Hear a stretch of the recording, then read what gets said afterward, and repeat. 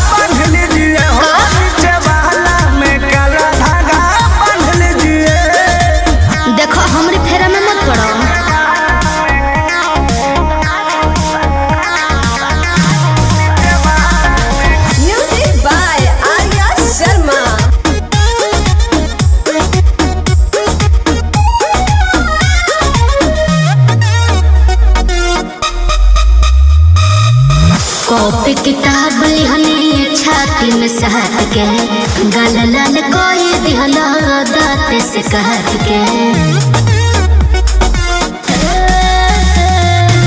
लाल लाल ओठ तोहार लागत गजरा। अच्छा में लगा के रानी चलो तू गजरा। तो का दिक्कत बा रिक्स पर हलवा कत में जान लीजिए।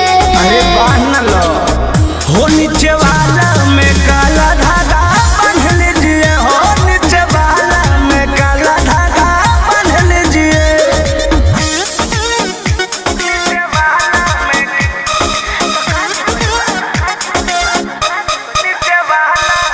biharmasti.in।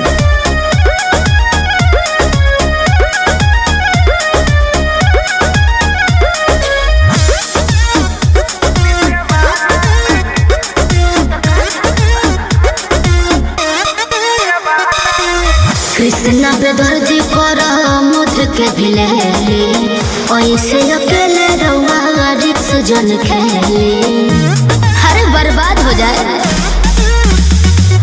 सोनू अशोक औरी सनी बाड़े फेर में तो पर दी तो करे जा तेरा ववेलुआ नेर में। सही कहतन जाई तो आप मान लीजिए प्लीज। हो नीचे वाला में काला धागा बांध लीजिए। हो नीचे वाला में काला धागा बांध लीजिए। चलतनी पढ़े हम तोहरा जोरे केहू के सोचा नहीं जहरीले डोरे कुछ होई तो गाली तुमके जान लीजिए। अच्छा ये बात है। हो नीचे वाला में काला धागा बांध लीजिए। हो नीचे वाला में काला धागा बांध लीजिए। बालो बालो अरे जाना biharmasti.in।